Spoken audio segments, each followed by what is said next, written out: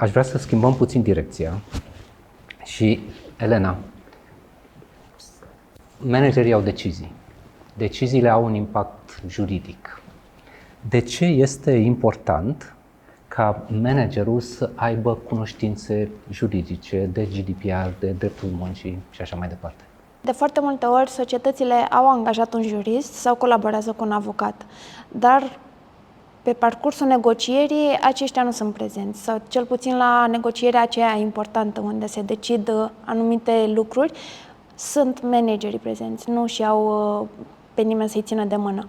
Și atunci, dacă ei nu știu care sunt prevederile legale sau de unde pot să pornească, pot fi foarte ușor păcăliți. Asta dacă vorbim de negocierea unui contract.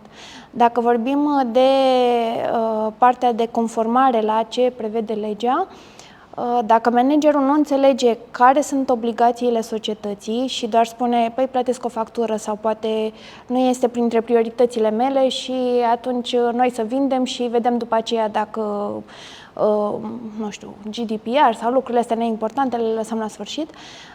Și atunci, dacă nu înțelege, amenziile pot fi foarte mari. Și nu numai amenziile, ci și impactul acestor amenzi în piață.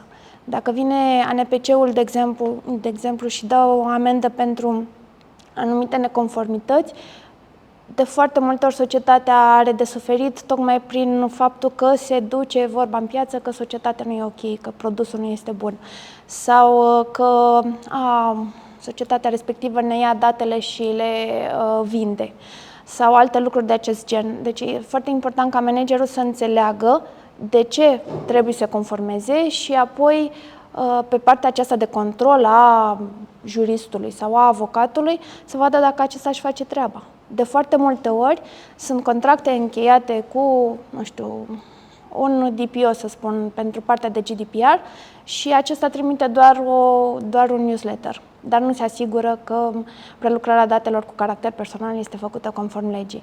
Deci managerul trebuie măcar să înțeleagă de ce și apoi să poată să controleze dacă lucrurile chiar se întâmplă. El înțelegând, toată echipa va acorda o altă atenție acestor lucruri și societatea va fi mai puțin expusă amenzilor. Dacă vorbim de negocierea unui contract de muncă cu, nu știu, un manager de rang inferior, atunci, dacă știe un pic de dreptul muncii, știe de unde pornește, ca să nu îi dea mai multe zile de concediu decât prevede legea, de exemplu, ceea ce ar avea iar un impact financiar. Nu la toate negocierile, de fapt la 90% dintre negocieri, din păcate, avocatul nu este lângă și la avocat se ajunge când problema doare, când e mai greu de soluționat.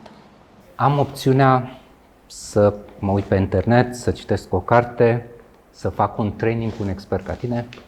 Care este valoarea unui training față de o informație luată de pe internet? Noi scriem și cărți, dar ce pot spune? Cărți pentru antreprenori sau pentru manageri. În cărți este prevăzut cum ar trebui să fie. În training se povestește ce în practică. Este, da. Cum interpretează autoritatea, cum încearcă anumite persoane să păcălească într-un contract, cum încearcă un angajat să păcălească managerul în cazul unei concedieri. Toate aceste lucruri nu apar în cărți. Sunt personalizate pentru în cărți, client. Da, legea spune un exemplu, așa ar trebui să se întâmple. Și după aceea, dacă vine un control, vă descurcați. În cazul trainingului, noi venim cu foarte multe exemple.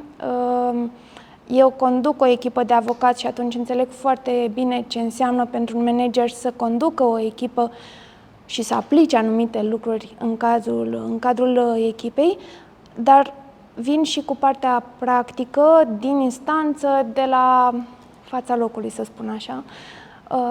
Acesta este ajutorul, de fapt, dat managerului de a vedea cum este și la alții.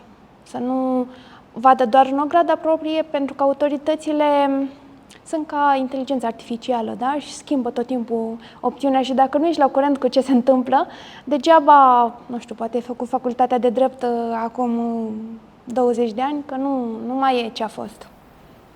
Perfect. Da. Un final excelent al podcastului nostru de astăzi. Vă mulțumesc foarte mult pentru participare. O zi excelentă!